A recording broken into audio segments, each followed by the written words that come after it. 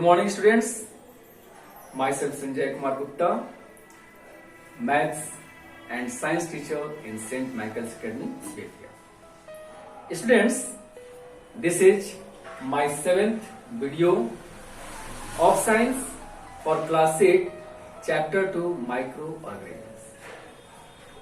In this video, we shall know about advantages of microorganisms and learn how they are important for us. Benefits of microorganisms.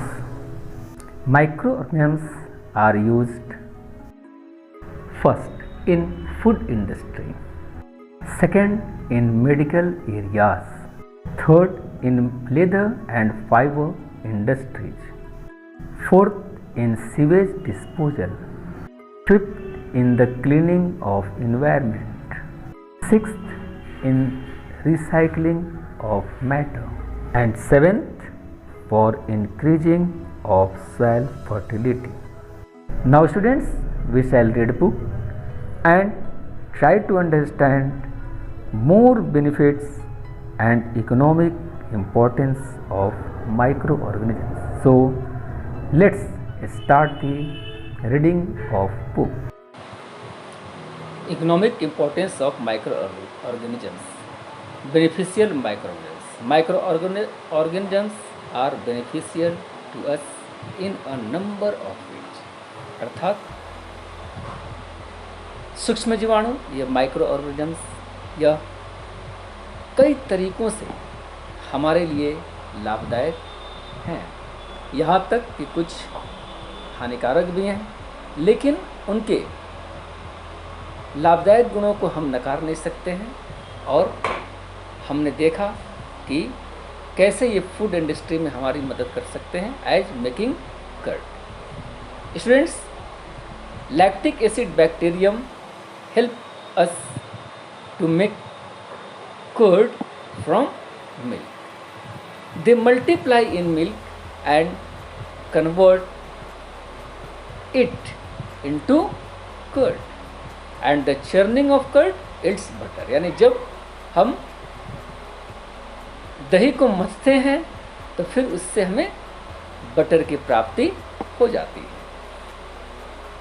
Now how curd is formed? For making curd, milk is heated into 37 degrees Celsius, 1 spoonful of curd is mixed with the milk as a starter। आपने देखा होगा कि जब हमारे घरों में दही जमता है उस समय हमारी माँ या हमारे एल्डर्स क्या करते हैं, वह पुराने दही को दूध में डालते हैं। और दूध कैसा होना चाहिए?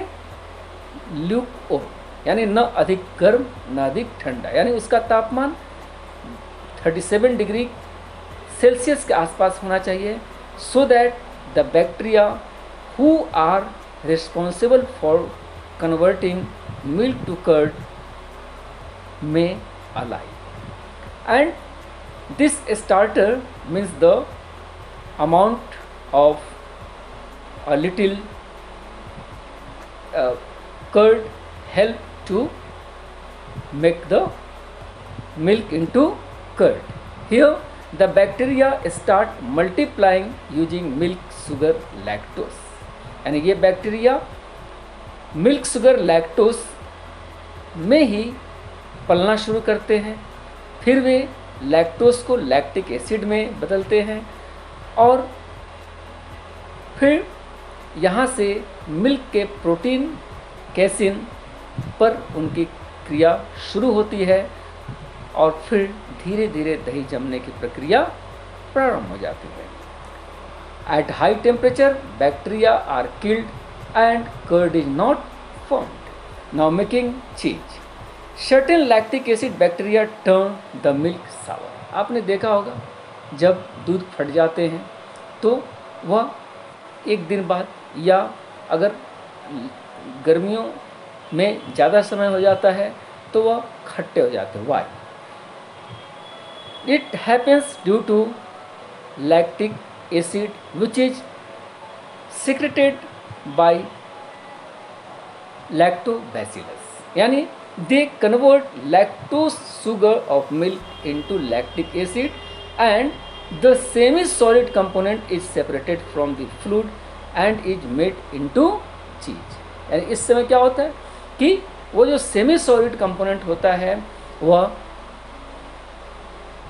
धीरे धीरे चीज़ में कन्वर्ट होना शुरू हो जाता है। Moulds are used for ripening of cheese to give it characteristic flavour and aroma.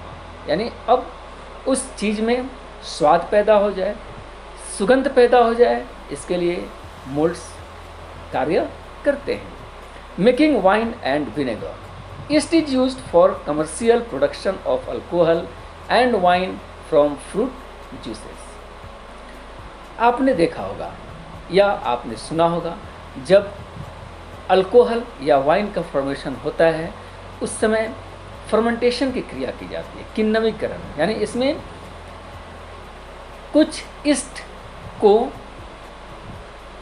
उन रसों में डाला जाता है जब वे हल्के गर्म होते हैं और फिर इसके बाद ये ईस्ट ही उनमें फर्मेंटेशन का काम शुरू करते हैं और फिर धीरे धीरे वह वाइन या विनेगर जो भी हम बनाना चाहते हैं उसमें वह बदल जाते हैं।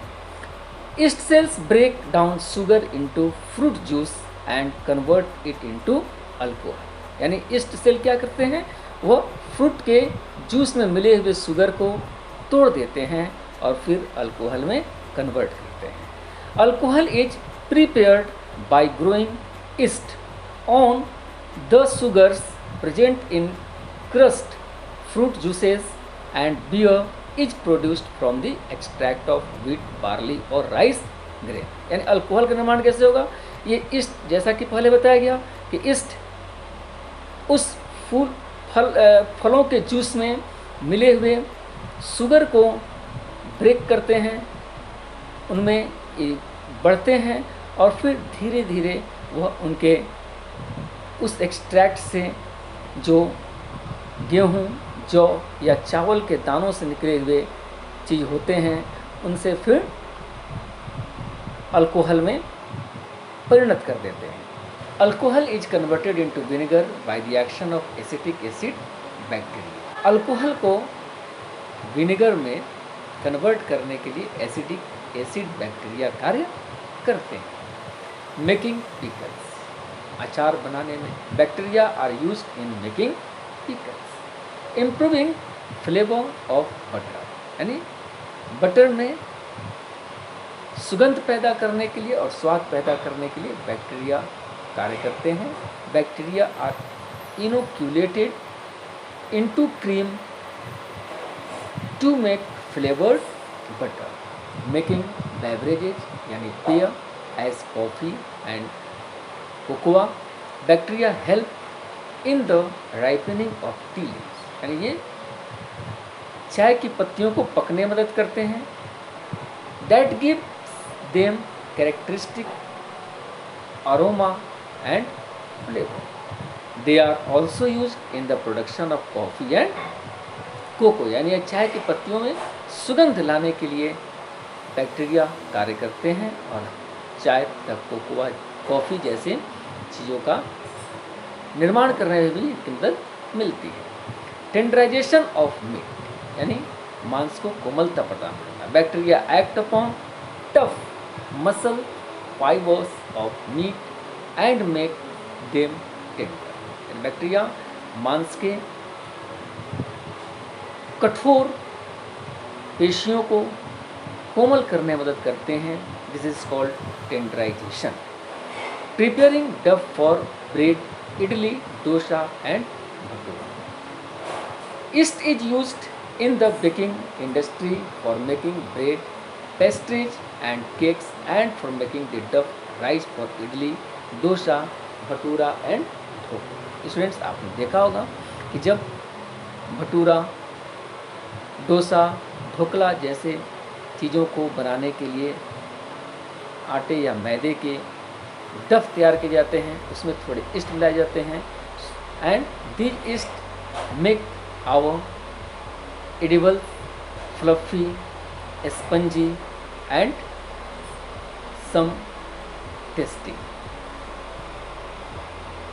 as yeast cells break down sugar during anaerobic respiration and produce alcohol and carbon dioxide. यानी इस समय ईस्ट क्या करते हैं, ईस्ट के सेल शुगर को एनाएरोबिक रेस्पिरेशन के दौरान ये शुगर को अल्कोहल और कार्बन डाइऑक्साइड में चेंज करते हैं और फिर उसमें जो बबल्स राइज होते हैं, जो बुलबुले पैदा होते हैं, ये इस कारण पैदा होते हैं कि कार्बन डाइऑक्साइड गैस उनके खाली जगहों में भर जाते हैं और इस तरह से उनके साइज को बढ़ा देते हैं, उनमें राइज वो उत्पन्न होता है और वे बबल्स के रूप में दिखाई पड़ते हैं। Algae as source of food. Students, in the topic of algae we have seen how algae are used for marine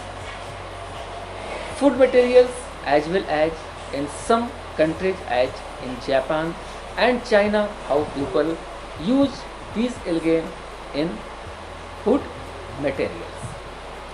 Algae are potential source of food for human beings. यानी algae का प्रयोग हम भोजन के रूप में भी करते हैं, जो एक भोजन का मुख्य स्रोत होता है। In China and Japan many seaweeds are used as food. They provide wholesome and nutritious food. यानी ये एक पूर्ण और पौष्टिक आहार प्रदान करते हैं and so that they are used as supplement food material. Algae are main source of food for fishes and many other aquatic animals. Phytoplanktons and diatoms provide food as a variety of marine animals. समुद्री जंतुओं के लिए ये phytoplankton और diatom एक भोजन के मुख्य स्रोत होते हैं। Some algae are used as cattle feed, यानी चौपाई भी कुछ शैवालों के यूज करते हैं। Agar obtained from red algae is used in preparation of gelatin and in making ice cream, jellies and puddings.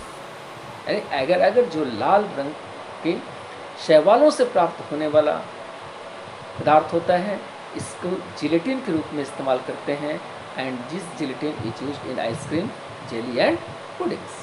A sodium compound obtained from algae is used to make ice cream smooth. It is also used in thickener in salad dressing, यानी सलाद के ऊपर मोटाई प्रदान करने के लिए भी इस एल्गे का यूज होता है। Single celled algae chlorella is being considered as a potential source of food for rapidly increasing human population. As you know that algae are rich source of protein, vitamins, minerals, and so in the rapidly increasing human population, यानी जिस तरह से हमारे देश, हमारे दुनिया में मानव की जनसंख्या बढ़ रही है, उसमें सिंगल सेल्ड एल्गे क्लोरेला को एक फूड सप्लीमेंट के रूप में देखा जा रहा है। Chlorella is a fresh water algae. It is a rich source of protein, vitamins and minerals. It's preparations are recommended as diet supplement. Fungi as food. Some fungi like mushroom are edible and are rich source of protein. You know, we all like mushroom for edible. हम अपने भोजन में mushroom को बड़ी शौक से खाते हैं। आजकल ये हमारे फार्मर्स के लिए काफ़ी अच्छे आय का साधन बन रहे हैं, क्योंकि ये मशरूम हमारे भोजन में प्रोटीन की अधिकता बढ़ाते हैं and so they are used as a main source of food material. Students, in previous videos as in fungi and alga section, you have been told that they are used in medical sciences to make different antibiotics who help us to save from pathogenic, and they are saving our lives. So there are medicinal use of microorganisms as preparation of antibiotics. Antibiotics like streptomycin, erythromycin, chloromycetin, aureomycin, etc. are obtained from fungi and bacteria. The first antibiotic, penicillin, was prepared from a fungus called Penicillium notatum. Penicillin was discovered by Alexander Fleming in 1929. By chance, he discovered that presence of mold prevented the growth of bacteria and also killed them. यानी Alexander Fleming ने जब 1929 में सर्वप्रथम penicillin का आविष्कार किया, उन्होंने पाया कि इस पेनिसिलिन में यह शक्ति थी कि वह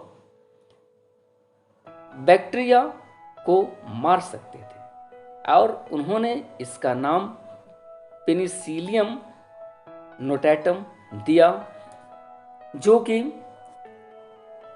पेनिसिलिन नामक बैक्टीरिया को मारने की शक्ति रखता है. Antibiotics are used to treat bacterial infection.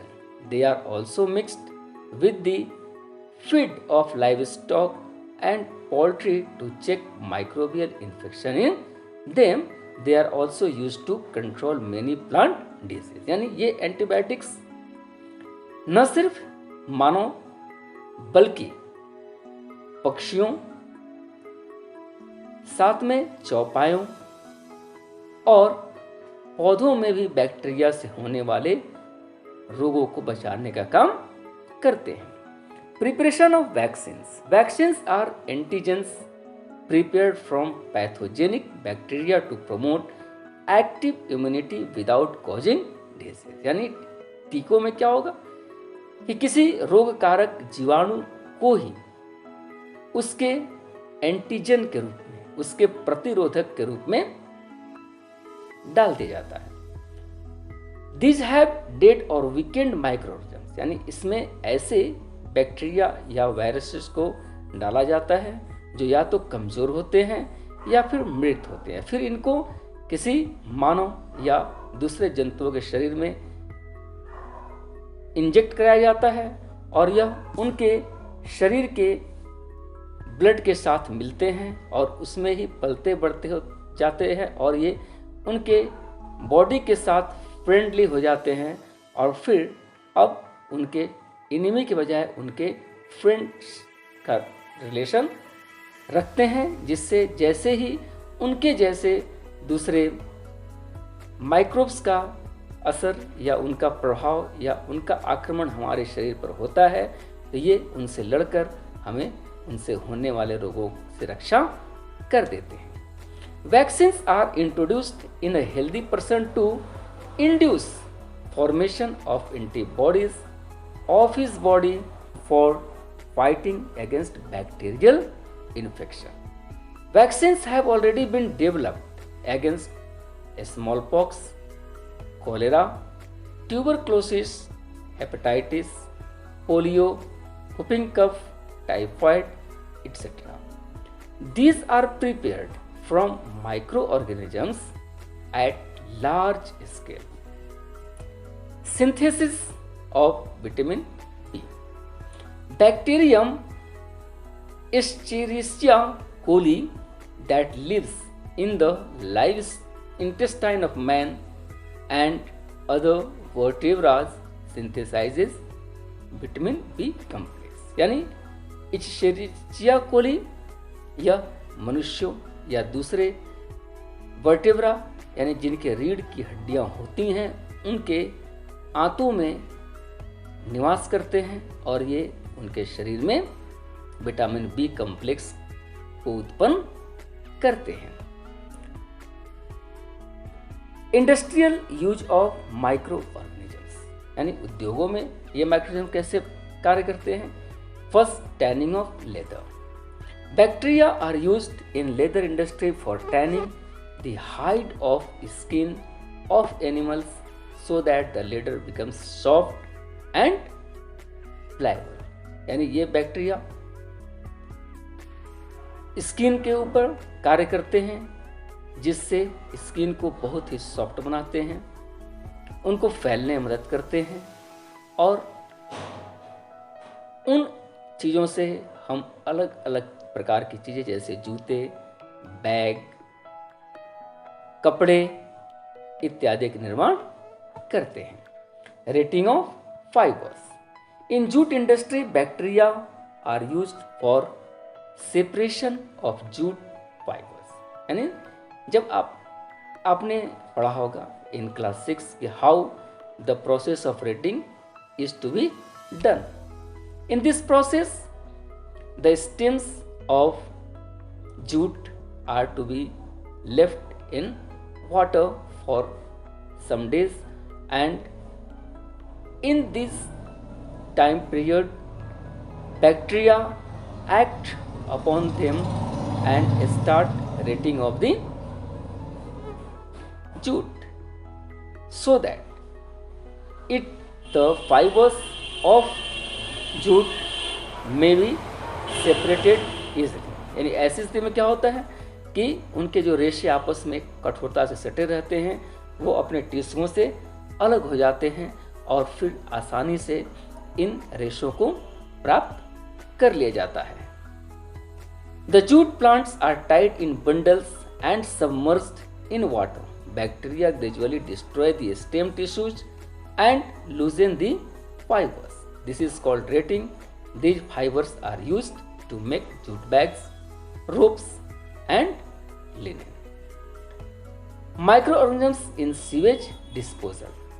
Students, we often watch that different types of things as edible things, animal waste and other waste material are to be sent in sewage. After some time they change into mud. How does it happen? In fact, some of the bacteria work on them and decompose in very soft, very small particles. Some bacteria decompose municipal sewage containing urine, feces and other waste into useful substances. Useful substances means कि they convert them into organic materials as manure and landfills materials, and they can be used at landfills or as manure to increase soil fertility. यानी उनको खेतों में डालते हैं, मैदानों में डालते हैं, जिससे मिट्टी की उर्वरक शक्ति क्या होती है, बढ़ जाती है, और फिर उनका प्रयोग पौधे आसानी से करते हैं अपने भोजन के रूप में। Micro organisms and cleaning of environment. They are also helpful to clean our environment because they decompose the dead and decaying materials, so they make our environment healthy as well as clean. The domestic waste like vegetable peels, rotten fruits, garden waste, fallen leaves, dung of farm animals, etc. are decomposed by soil bacteria and are converted to manure. Microorganisms decompose dead plants and animals and convert their organic compounds into simple inorganic substances. These substances get mixed with soil and improve its fertility. Thus, microorganisms prevent accumulation of waste and dead organic matter and help clean our environment. Recycling of matter by microorganisms. Bacteria and fungi decompose complex organic compounds into simple inorganic substances like nitrogen and carbon compounds and return them back to the soil. यानी ये bacteria और fungi वह जटिल कार्बनिक अवयवों को सामान्य अकार्बनिक पदार्थों जैसे नाइट्रोजन और कार्बन के यौगिकों में तोड़कर इन्हें पुनः मिट्टी में मिला देते हैं. These are used by plants to synthesize organic compounds and this is called recycling of matter. यानी इनको हम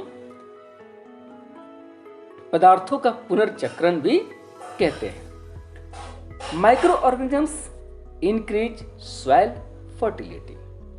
Nitrogen fixing soil bacteria and cyanobacteria are able to fix free nitrogen present in air into nitrogen compound. यानी जो nitrogen fixing soil bacteria होते हैं या cyanobacteria, ये हमारे एनवायरनमेंट में, हमारे वातावरण, हमारे पर्यावरण में उपस्थित नाइट्रोजन को सामान्य नाइट्रोजन में बदल देते हैं और इस प्रोसेस को हम नाइट्रोजन फिक्सेशन कहते हैं. About this we will learn in next section. The process of nitrogen fixation enriches the soil with nitrates which are used by plant cells in the synthesis of protein. चूंकि ये nitrogen fixation के द्वारा मिट्टियों में nitrate की मात्रा को जोड़ देते हैं जो पौधे प्रोटीन के निर्माण में, प्रोटीन के संश्लेषण में प्राप्त करते हैं और प्रोटीन का संश्लेषण करते हैं.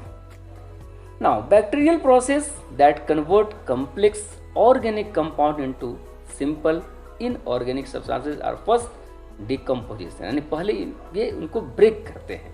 Complete breakdown of organic matter in the presence of oxygen without producing foul smell. जैसे आपने देखा होगा कि जब हम वेस्ट मटेरियल्स को वातावरण में छोड़ देते हैं तो कुछ समय के बाद उनमें सड़न होती है और एक तरह का गंध प्राप्त होने लगता है.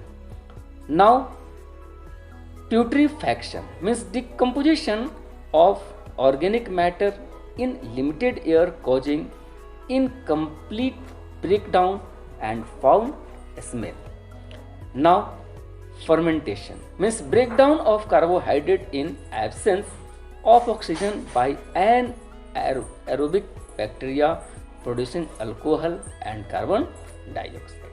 यानी इसमें क्या होता है कि ऑक्सीजन की अनुपस्थिति में कुछ बैक्टीरिया कार्य करते हैं और वे बिना हवा की उपस्थिति के ही कार्बन डाइऑक्साइड और अल्कोहल का निर्माण कर देते हैं. Species of rhizobium are nitrogen fixing bacteria. They live in the root nodules of legumes. Algae are also used as organic manure to increase soil fertility. यानी आपने दलहन के पौधों में पाए जाने वाले बैक्टीरिया के बारे में पढ़ा हो जिसका नाम राइजोबियम होता है और यह उनके दलहन वाले पौधे के जड़ों में निवास करते हैं जो कि नाइट्रोजन फिक्सेशन का कार्य करते हैं और ये पौधों को नाइट्रोजन प्रदान करने में मदद करते हैं. साथ में सम एल्गे जो कुछ शैवाल होते हैं ये ऑर्गेनिक मैन्योर को मिट्टियों में बढ़ा देते हैं और उनकी उर्वरा शक्ति बढ़ जाती है. Students, now this is time to do the check point 3. Next we will see in the next video. Thank you.